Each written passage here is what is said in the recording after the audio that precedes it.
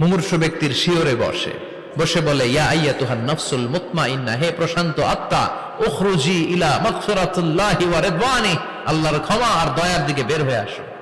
বলা মাত্রই মুমিনের আত্মাটা স্মুথলি বের হয়ে আসে।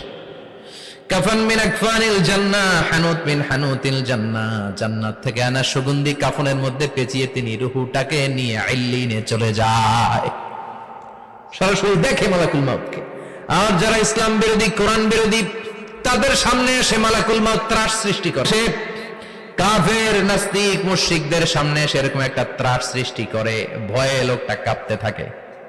ওর কাছে ভদ্র ভাষায় কথা বলে না, সুন্দর জামা পরে আসে না, কালো কুচকুচে চেহারা, ভয়ঙ্কর একটা রূপ নিয়ে, আকৃতি নিয়ে ইসলাম বিরোধীদের মাথার সামনে আসে, দুর্গন্ধযুক্ত চেহারার দেহ নিয়ে ধমক দিয়ে বলে, ও পাপাত্তা, ইয়া আইয়াতুহান নাফসুল খাবিসা উখরুজি ইলা গাদাবিল্লাহ, হে পাপাত্তা, আল্লাহর রাগ, ক্রোধ আর গজবের দিকে বের হয়ে আয়। মুমিনের আত্মা বলার সাথে সাথে যেমনি মুমিনের দেহ থেকে বের হয়ে জান্নাতি কাফনের ভেতরে ঢুকে, কাফেরদের আত্মাও কি এরকম তাড়াতাড়ি বেরোতে চায় নাকি? কাফেরদের আত্মা বেরোতে চায় না। ডানে দৌড়, বায়ে দৌড়, সামনে দৌড়, পেছনে দৌড়, আহা, দৌড়াদৌড়ি করে। মালাকুল মাউত এটাকে টেনে হিচড়ে, একটা জীবিত ছাগলকে জবাই না করে তার চামড়া উল্টার দিকে টেনে হিচড়ে বের করলে ছাগলটা যত কষ্ট পায়, এর চেয়ে কমসে কম 70 গুণ বেশি কষ্ট দিয়ে কাফের, মুশরিক আর গাদ্দারদের রূহ কবজ করা হয়। আল্লাহ, এই পরিস্থিতি থেকে তুমি আমাদের বাঁচাও। মুমিনদের রূহ যেমনি কবজ হয়, ওইভাবে রূহ কবজের ব্যবস্থা করে দিও, ইমানের মৃত্যু নসিব করে দিও। ইসলাম বিরোধীদের জন্য প্রশ্ন 3টা, আপনারা যারা মুমিন তাদের জন্য 4টা, আপনাদের জন্য একটা বেশি। আলহামদুলিল্লাহ কোন? কবরে এসে প্রথম প্রশ্ন করবে, মুনকার নাকির যখন চলে আসবে, 40 কদম যখন আত্মীয় স্বজনরা লাশটাকে কবরের মধ্যে দিয়ে 40 কদম চলে যায়, তখনই ফেরেশতা চলে আসে। আহা, শেষ। প্রথম প্রশ্ন, তোমার রব কে? আমরা বলবো আমাদের রব আল্লাহ। দ্বিতীয় প্রশ্ন, ওমা দীনুক, তোমার ধর্মের নাম কি? আমরা কি বলবো?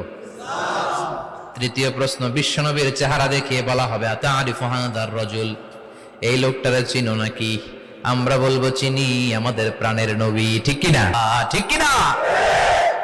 3টা প্রশ্নের যথাযথ উত্তর যখন দিয়ে দিলেন, আপনার জন্য অতিরিক্ত আরেকটা প্রশ্ন করা হবে, ওয়ামা ইলমুক, তোমার নলেজ কি? 3টা প্রশ্নের উত্তর যে তুমি করতে পারলা, কিভাবে পারলা, কেমনে জানলা? নকল করে বলছো নাকি জেনে বুঝে আসছো? নকল হয় না? ফেরেশতারা বলবে, নকল করছো নাকি? কেমনে জানলা? 3টা প্রশ্নের উত্তর তুমি কেমনে বললা? আল্লাহ তোমার রব, ইসলাম তোমার ধর্ম, এই লোকটা বিশ্বনবী, কেমনে চিনলা? আপনাকে তখন বলতে হবে, আমি কোরআন থেকে শিখেছি, আমি হাদিস থেকে শিখেছি, আমি ইসলাম জেনে বুঝে মেনেছি, আমি আন্দাজে কোথাও ঘুরি নাই। চিল্লা এখন ঠিক কিনা? আপনাকে বলতে হবে, এজন্য শিখতে হবে, প্রতিনিয়ত ইসলাম সম্পর্কে জানতে হবে, আখের গোছাতে হবে, জীবনটাকে আলোকিত করতে হবে। চিল্লায় বলেন ঠিক কিনা? 4টা প্রশ্নই যখন হয়ে গেল, ফেরেশতারা বলবে, আহলান ওয়া সাহলান ওয়া মারহাবান বিক, খোশামদেদ, কংগ্রাচুলেশন, খোশামদেদ, কংগ্রাচুলেশন, সব প্রশ্নের উত্তর তুমি পেরেছো। ফায়ুফসাহু লাহু কবরুহু 70 যিরান, আপনার কবরটারে 70 হাত লম্বা করে দেয়া হবে। ওয়ায়ুফতাহু লাহু বাবুন ইলাল জান্নাহ, আপনার কবর থেকে জান্নাতের দিকে দরজা খুলে দেয়া হবে।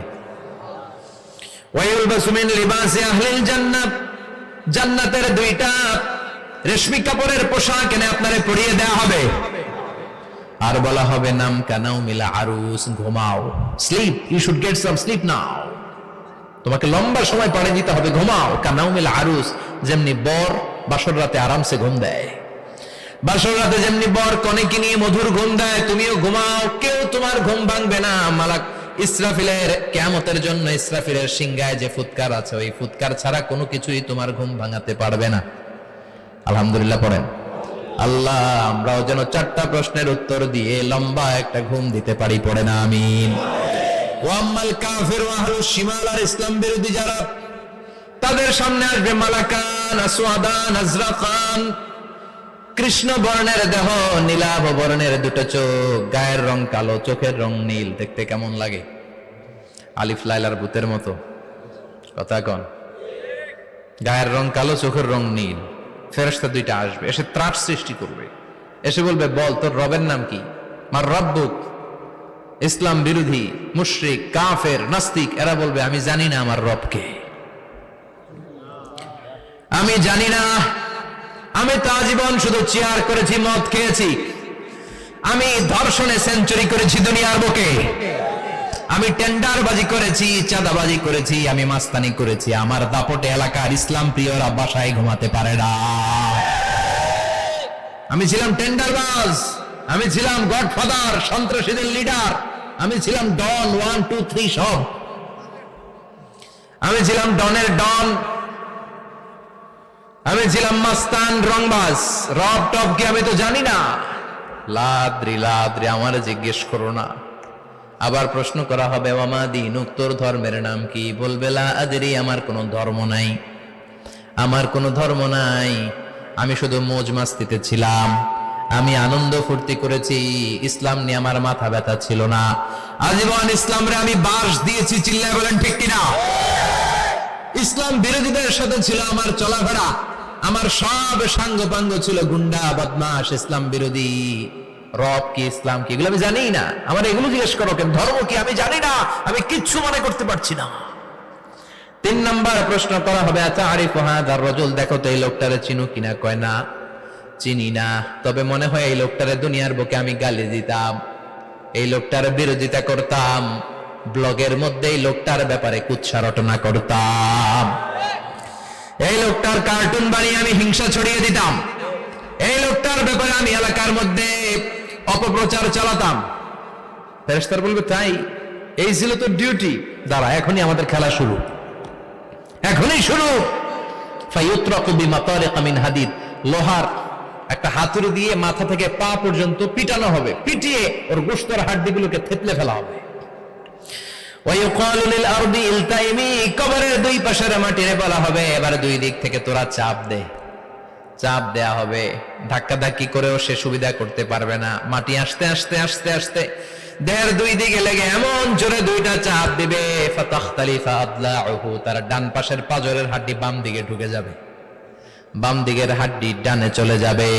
বিশ্বনবী বললেন এই হাতুড়ি দিয়ে পিটানোর শাস্তি, কবরের চাপ দেওয়ার শাস্তি চলতেই থাকবে হাত্তাল কিয়ামা, কিয়ামত পর্যন্ত। আল্লাহ কবরের শাস্তি থেকে আমাদের বাঁচাও, আমরা এই আযাব পেতে চাই না, আমরা যেন ঠিকভাবে কবরের 4টা প্রশ্নের উত্তর করে দিয়ে লম্বা ঘুম দিতে পারি। আল্লাহ তুমি তৌফিক দাও। এজন্য আল্লাহ বললেন গোলাম দুনিয়া নিয়ে পাগল হয়ে থাকো না, এই দুনিয়ার জীবন আসল জীবন নয়, আসল জীবন হলো কবরের জীবন। জোরে বলেন ঠিক কিনা? এই জন্য মাঝে মাঝে কবরে যাবেন, কবরস্থানে দাঁড়িয়ে চিন্তা করবেন এই জায়গায় আমারও আসতে হবে, দিন যাবে রাত আসবে, বৃষ্টি হবে শীত আসবে, কেউ আমার দেখতে আসবে না, একা থাকতে হবে, একা, বড় একা, অন্ধকার, বড়ই অন্ধকার। ওই কবরের জীবনের সামান গোছানোর দরকার আছে না নাই? ওই কবরে সুখে শান্তিতে থাকতে চাইলে নামাজ পড়ার দরকার আছে না নাই?